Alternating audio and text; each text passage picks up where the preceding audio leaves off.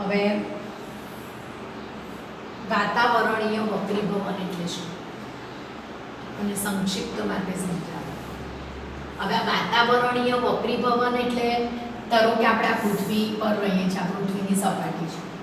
હવે પૃથ્વીની સપાટીની નજીકનો જે વિસ્તાર છે કે પૃથ્વીની સપાટીના જે ઉપર પડ છે, આમ વાતાવરણની એક્ઝેક્ટ વ્યાખ્યા તો કે પૃથ્વીની સપાટીથી 800 થી 1000 કિલોમીટરનો વાયુઓનો જે પ્રસાર વિસ્તાર છે તેને વાતાવરણ કહેવાય. હવે સૂર્ય, ધારો કે આ સૂર્ય છે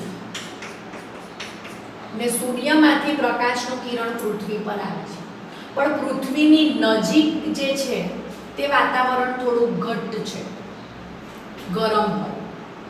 જેમ જેમ ઉપર જઈએ તેમ તેમ વાતાવરણ એટલે હવા પાતળી થતી જાય.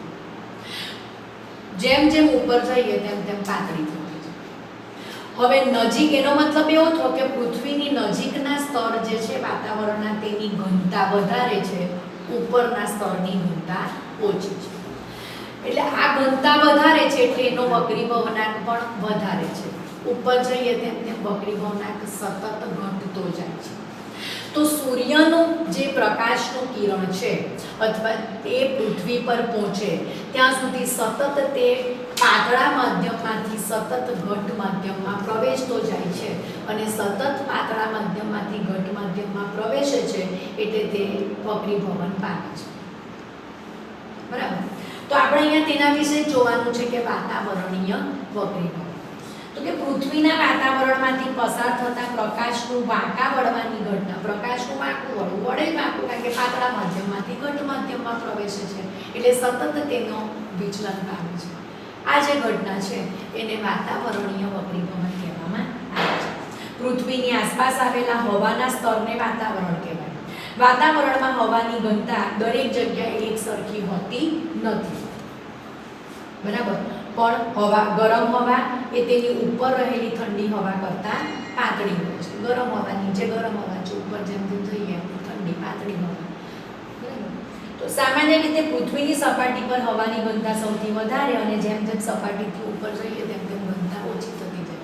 આ મેં સમજાવી દીધું. હવે અંદર શું કહે છે તે જસ્ટ વાંચીને સમજાવું છું કે જે ટોપિક છે તે એકદમ ઈઝી, કે નજીક જે છે પૃથ્વીની સ્તર તે ઘનતા વધારે છે, ઘટ માધ્યમ છે, ઉપર જઈએ તેમ તેમ પાતળું થતું જાય એટલે પ્રકાશનું કિરણ સતત પાતળા માધ્યમમાંથી ઘટ માધ્યમ. આમ પૃથ્વીના વાતાવરણમાં ઉપરના સ્તરો એ નીચેના સ્તરોની સાપેક્ષે પાતળા હોય છે. સૂર્ય કે તારામાંથી આવતા પ્રકાશના કિરણો હવાના સતત વધતા જતા વક્રીભવનાંકવાળા માધ્યમમાંથી પસાર થાય છે. ઉપરથી પાતળામાંથી સતત ઘટ માધ્યમમાં સતત ઘટ એટલે વક્રીભવનાંક સતત વધતો હોય એમાંથી તે પસાર થાય છે અને પૃથ્વી પરના અવલોકનકાર પાસે પહોંચે છે અને તેથી તેનો પથ, ગતિનો પથ સતત બદલાયા કરે છે. આમ વક્રીભવનકારક માધ્યમની ભૌતિક પરિસ્થિતિ પણ સ્થિર નથી. આ જે માધ્યમ છે આ માધ્યમની ભૌતિક પરિસ્થિતિ પણ સ્થિર નથી. કેમ સ્થિર નથી? તો કે અહીંયાનું તાપમાન વધારે, જેમ નીચે હોય તાપમાન, જેમ ઉપર જઈએ તેમ તાપમાન પણ ઓછું થતું જાય. બરાબર. બીજું કે નદી, આપણે સમજો કે પાણીવાળો વિસ્તાર છે અને જમીનવાળો વિસ્તાર છે તો તે પણ વાતાવરણમાં તાપમાનમાં ફરક પડતો હોય. હવાની જે વાતાવરણ છે એમાં હવાની ગતિમાં ફરક પડતો હોય. તો કે જે પણ માધ્યમ છે માધ્યમની ભૌતિક પરિસ્થિતિ પણ એક સરખી હોતી નથી. તેથી શું લખ્યું છે? સ્થિર નથી. તેથી વસ્તુનું દેખીતું સ્થાન એ ગરમ હવામાંથી જોવાને કારણે સતત કેવું થાય છે? બદલાયા કરે છે. ધારો કે સૂર્ય કે કોઈ તારો બીજો છે તેને જોવું હોય તો આપણે ગરમ હવામાંથી સતત છે દેખીતું સ્થાન એક સરખું નથી, સતત તેનું સ્થાન શું કરે છે? બદલાયા કરે છે. હવે વાતાવરણીય વક્રીભવનને કારણે કઈ કઈ ઘટનાઓ બને છે? તો કે તારાઓનું ટમટમ, તારાઓ આપણને ટમટમતા દેખાય છે. બીજું, સૂર્યોદય વહેલો થવો, એટલે કે સૂર્યને કોઈ પણ સ્થળે ઉગવાની ઘટના એ ખરેખર ઉગે તેના કરતાં 2 મિનિટ જેટલી વહેલી થાય છે. સૂર્ય ઉગે એના કરતાં 2 મિનિટ વહેલો ઉગતો દેખાય. અને સૂર્યાસ્ત થાય, સૂર્યાસ્ત મોડો થવો એટલે કે સૂર્યની આથમવાની ક્રિયા એ આથમે એના કરતાં 2 મિનિટ મોડો આથમતો દેખાય. સૂર્યાસ્ત 2 મિનિટ વહેલો, સૂર્યોદય 2 મિનિટ વહેલો, સૂર્યાસ્ત 2 મિનિટ મોડો. આ બધું જ આ વાતાવરણીય વક્રીભવનને કારણે પોસિબલ છે. તારાઓ ખરેખર જ્યાં હોય તેના કરતાં થોડા ઉપર દેખાતા હોય છે. સૂર્યોદય અને સૂર્યાસ્ત સમયે સૂર્ય અંડાકાર દેખાય છે, પરંતુ બપોરે તે ગોળાકાર દેખાય છે. તો આ જે છે એ વાતાવરણીય વક્રીભવનની અસરો છે. પણ આ તારાઓ ટમટમે કેમ છે, ગ્રહો કેમ ટમટમતા નથી, કે પછી 2 મિનિટ વહેલો કે 2 મિનિટ મોડો, એ બધા જ પોર્શન, એ જે બધા પોઈન્ટ છે એ જ્યાં તમારો 30% કોર્સ કેન્સલ થયેલો છે એમાં કેન્સલ થયો છે. અને આ વાતાવરણીય વક્રીભવન પણ જોવા જાય તો કેન્સલમાં પણ બતાવે છે કે આટલો કોર્સ તમારો ઓમિટ કરવાનો છે, કેન્સલ કરવાનો છે, ને આટલો કોર્સ લેવાનો છે, તે બંને પોર્શનમાં આપેલો છે. એટલે એક્ઝેક્ટ તો સુધારેલું કંઈક આવશે એમાં ખબર પડશે. અને હવે નવો ટોપિક શરૂ થાય છે, પ્રકાશનું પ્રકિરણ. હવે પ્રકાશનું પ્રકિરણ એટલે શું? તો કે સૂક્ષ્મ કણો, અણુઓ અથવા પરમાણુ એના વડે બધી જ દિશામાં થતા પ્રકાશના વિખેરણની ઘટનાને પ્રકાશનું પ્રકિરણ કહેવામાં આવે. કોઈ પણ અણુ, પરમાણુ, કોઈ પણ વસ્તુ પર પ્રકાશ પડે તો એ બધી જ એના પર પડેલો પ્રકાશને તે બધી દિશામાં એક સરખું ફેલાવી દે. આ જે ઘટના છે એને પ્રકાશનું પ્રકિરણ કહેવામાં આવે. તો સૂક્ષ્મ કણો અને અણુઓ કે પરમાણુ વડે બધી દિશામાં થતા પ્રકાશના વિખેરણની અથવા તો વિચલનની ઘટનાને પ્રકાશનું પ્રકિરણ કહેવામાં આવે છે. પ્રકિરણ પામતા પ્રકાશનો જથ્થો એ પ્રકાશની આવૃત્તિ એટલે કે રંગ પર અને પ્રકિરણ ઉપજાવતા કણોના પરિમાણ પર આધાર રાખે છે. કયો રંગ છે એટલે એની ક્વોલિટી કયા રંગની છે, કે પછી કણોનું પરિમાણ કેટલું છે. પરિમાણ એટલે માપ કેટલું છે, કણ મોટો છે કે કણ નાનો છે. જે કણ પરથી પ્રકિરણ થાય એ કણ મોટો છે કે નાનો છે, ને જે પ્રકાશ પડે છે એ પ્રકાશની આવૃત્તિ, અહીંયા શબ્દ લખ્યો છે રંગ પર આધાર રાખે છે. જેમ કે 2 મુદ્દા છે કે અત્યંત બારીક કણો હોય તો તેમનું પરિમાણ બહુ જ નાનું હોય, તેથી મુખ્યત્વે નાની તરંગ લંબાઈવાળા એટલે કે વાદળી રંગના પ્રકાશનું તે પ્રકિરણ કરે છે. વાદળી રંગની તરંગ લંબાઈ ઓછી, લાલ રંગની તરંગ લંબાઈ સૌથી વધારે. તો લખ્યું છે કે કણ નાનો હોય, ખૂબ નાનો હોય તો તેનું કણ નાનો હોવાને કારણે નાની તરંગ લંબાઈવાળા વાદળી રંગના પ્રકાશનું તે પ્રકિરણ કરે. પણ જો પ્રકિરણ કરતા કણોનું કદ બહુ જ મોટું હોય તો પ્રકિરણ પામતો પ્રકાશ શ્વેત દેખાય છે, એટલે કે સફેદ દેખાય છે. કારણ કે દ્રશ્ય પ્રકાશની બધી જ તરંગ લંબાઈનું તે શું કરે છે, પ્રકિરણ કરે છે. તો બહુ જ નાનો કણ હોય તો ફક્ત વાદળી રંગનું પ્રકિરણ કરે, અને કણ ખૂબ મોટો હોય તો એ બધા જ રંગનું પ્રકિરણ કરતા હોવાથી બધા જ રંગનું મિશ્રણ શ્વેત પ્રકાશ જોવા મળે છે. હવે આપ્યું છે ટિન્ડલ અસર. હવે ટિન્ડલ અસર એટલે શું? તો આમ આગળના ધોરણમાં પણ આવી ગયું છે, 9મા ધોરણમાં પણ ટિન્ડલ અસર વિશે.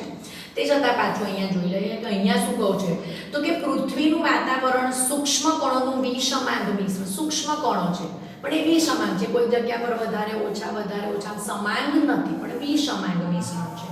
જેમાં ધુમાડાના કણો, પાણીના સૂક્ષ્મ બુંદ, ધૂળના નિલંબિત કણો અને હવાના અણુઓનો સમાવેશ થાય છે. તો ફરીથી પૃથ્વીનું વાતાવરણ એ ખૂબ જ સૂક્ષ્મ કણોનું વિષમાંગ મિશ્રણ છે. આ સૂક્ષ્મ કણોમાં ધુમાડાના કણો, પાણીના સૂક્ષ્મ બુંદ, ધૂળના નિલંબિત કણો અને હવાના અણુઓનો સમાવેશ થાય છે. જ્યારે કોઈ પ્રકાશનું કિરણપુંજ આવા કલીલોને અથડાય, કોઈ પ્રકાશનું કિરણપુંજ આવા હવામાંના કલીલ કણોને અથડાય ત્યારે તે કિરણપુંજનો માર્ગ ડિફ્યુઝડ પરાવર્તન એટલે અનિયમિત પરાવર્તનના કારણે દ્રશ્યમાન બને. અનિયમિત પરાવર્તન, નિયમિત અને અનિયમિત પરાવર્તન શીખી ગયા. અનિયમિત પરાવર્તન એટલે આવી સપાટી છે, સમાંતર કિરણો આપાત થાય છે તે બધી દિશામાં ગમે તેમ. આ અનિયમિત પરાવર્તન છે. આપણે આકૃતિ દોરીને આ સમજાવી રહ્યા છે. તો શું કહે છે, જ્યારે કોઈ પણ પ્રકાશનું કિરણપુંજ આવા કલીલ કણોને અથડાય ત્યારે આ કિરણપુંજનો અનિયમિત પરાવર્તનના કારણે માર્ગ દ્રશ્યમાન બને છે. કલીલ કણો દ્વારા પ્રકાશના પ્રકિરણની ઘટનાથી ટિન્ડલ અસર ઉદ્ભવે છે. આ કણો બધી જ દિશાઓમાં થતા પ્રકાશના વિકિરણ બાદ પ્રકાશના જુદા જુદા કિરણો આપણા સુધી પહોંચાડે. બધી જ દિશામાં થાય એટલે જુદા જુદા કિરણોને આપણી આંખ સુધી પહોંચાડે છે. બધી જ દિશામાં પ્રકાશનું વિકિરણ થાય છે. કોઈ એક દિશામાં સમાંતર હોય તો એક જ દિશામાં વિકિરણ થશે, નિયમિત પરાવર્તન. અનિયમિત પરાવર્તનમાં બધી જ દિશામાં વિકિરણ થાય છે. ઉદાહરણ શું આપ્યા છે ટિન્ડલ અસરના? તો કે જ્યારે સૂર્યપ્રકાશનું અત્યંત પાતળું કિરણપુંજ નાના છિદ્ર મારફતે ઓરડામાં પ્રવેશે છે ત્યારે આ અસરને લીધે કિરણપુંજનો માર્ગ દ્રશ્યમાન બને છે. આપણી બારી બંધ હોય, હવે અત્યારે તો બધે જ લાકડાની બારી નથી હોતી પણ કાચની બારી હોય છે એટલે આ અસર જોવા મળે નહીં. પણ ધારો કે લાકડાની બારી છે જેમાં કાચ બિલકુલ નથી અને બહારથી એ બારીમાં કશેક એક છિદ્ર કે ફાટ રહી ગઈ હોય ને એમાંથી પ્રકાશનું કિરણ જો અંદર આમ સીધું તે કિરણનો માર્ગ જોવા મળે. તો કે જ્યારે પ્રકાશનું અત્યંત પાતળું કિરણપુંજ નાના છિદ્ર મારફતે ઓરડામાં પ્રવેશે ત્યારે આ અસર એટલે ટિન્ડલ અસરને કારણે કિરણપુંજનો એક ફેલાયેલો માર્ગ દ્રશ્યમાન બને છે. બીજું, સૂર્યપ્રકાશ ગાઢ જંગલમાં તેના ઉપરના બાહ્ય આવરણમાંથી પ્રવેશે છે ત્યારે ભેજમાંના અથવા તો ઝાકળના જળબુંદો વડે થતા પ્રકાશના પ્રકીર્ણનને કારણે ટિન્ડલ અસર જોવા મળે છે. મોટાભાગે મૂવીમાં આવું જોવા મળ્યું હોય કે અમુક સામાન્ય રીતે હોરર મૂવી હોય, આમ જસ્ટ એક સીન ક્રિએટ કરું છું કે હોરર મૂવી છે અને હોરર મૂવીમાં મોસ્ટલી એવું થતું હોય કે કશેથી કાર પસાર થતી હોય અને કારમાં પેલું પાણી હોય તે પતી ગયું હોય એટલે પેલો કેરબો લઈને પાણી લેવા જતા હોય, જંગલમાં ફસાઈ જાય અને કંઈ તો એ જંગલમાં ઊંચા વૃક્ષો હોય અને ઊંચા એટલા ગાઢ વૃક્ષો હોય તો પણ વૃક્ષોની બે ડાળીઓ વચ્ચેથી કશે સૂર્યપ્રકાશનું કિરણ, એવું ઘણા બધા મૂવીમાં આ સીન બતાવે છે કે આમ એકદમ તીવ્ર પ્રકાશનું કિરણ નીચે સીધો માર્ગે પડતું બતાવાય એ ટિન્ડલ અસર. કેટલીક વખત મોટરસાયકલમાં એન્જિન તેલના દહનને લીધે ઉદ્ભવતા ધુમાડાનો રંગ ભૂરા રંગનો દેખાય છે, એ પણ ટિન્ડલ, ધુમાડો જે નીકળે એ પણ ભૂરા રંગનો દેખાય તો એ પણ ટિન્ડલ અસરને કારણે હોય છે. બીજું લખ્યું છે એરોસોલ અને બીજા કલિલકણો. હવે એરોસોલ એટલે શું તો અત્યારે ડિસ્કશન કરતા નથી, એ તમને કદાચ 9મા ધોરણમાં આવી ગયું છે. તો એરોસોલ અને બીજા કલિલકણોના પરિમાણ અને ઘનતા શોધવા માટે આ અસરને વિકસાવવામાં, વ્યવહારિક દ્રષ્ટિએ પણ વિકસાવવામાં આવી રહી છે.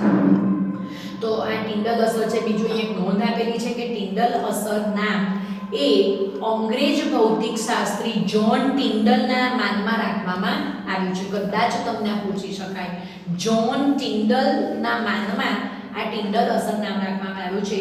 આકાશ વાદળી રંગનું કેમ દેખાય છે? તમે આકાશ જુઓ ને તો જો વાદળ નહીં હોય તો આકાશ બ્લુ રંગનું દેખાય. આપણે કલર કરતા હોઈએ સામાન્ય રીતે ડ્રોઈંગ, તો એ ડ્રોઈંગમાં પણ કલર કરીએ તો આપણે આકાશને બ્લુ રંગનું, લાઇટ બ્લુ રંગનું જ બતાવવામાં આવે. તો આકાશ ભૂરા રંગનું કેમ દેખાય છે તે આ જ્હોન ટિન્ડલ નામના વૈજ્ઞાનિકે સૌપ્રથમ સમજાવ્યું હતું. તો અત્યારે આપણે જોયું એક તો વાતાવરણીય વક્રીભવન અને ટિન્ડલ અસર.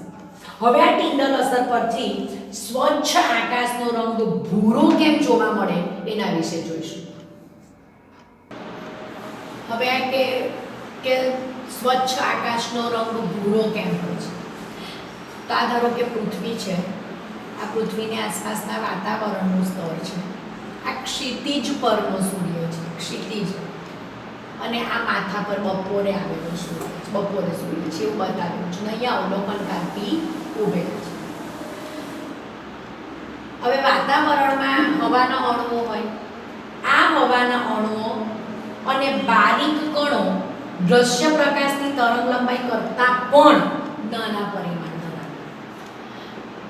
એટલે દ્રશ્ય પ્રકાશ 7 રંગનો, લાલ, ઉપર લાલ અને નીચે નીલો, જાની વાલી પીના લાલ, એટલે જાંબલી રંગ, જાની, જાન છે નીચે જાન, પૂરો જેવો. તો વાતાવરણમાં જે હવાના અણુ અને સૂક્ષ્મ કણો છે એ દ્રશ્ય પ્રકાશની તરંગ લંબાઈ કરતાં, જે તરંગ લંબાઈ છે એના કરતાં નાનું પરિમાણ ધરાવે. બરાબર. તો કહ્યું કે નાના કણો છે એ કોનું પ્રકીર્ણન કરે? તો કે ભૂરા રંગનું પ્રકીર્ણન કરે. એ ટોપિક હમણાં જસ્ટ જોઈ ગયા. તો કે લાલ અથવા તો રાતા રંગના પ્રકાશની તરંગલંબાઈ પેલા ભૂરા રંગની તરંગલંબાઈ કરતાં કેટલા ગણી વધારે? 1.8 ગણી વધારે. કોની? લાલ રંગની તરંગલંબાઈ ભૂરા રંગની તરંગલંબાઈ કરતાં 1.8 ગણી વધારે. તો કોની ઓછી? સાવ ઓછી કોની? ભૂરું. ભૂરું આપણે કે જાની વાલી, તો ભૂરાની ઓછી, લાલ રંગની વધારે. બરાબર.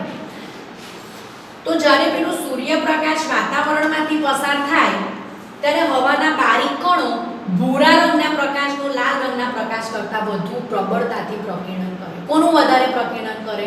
ભૂરા રંગનું કરે. લાલ રંગનું તે પ્રકીર્ણન કરશે નહીં.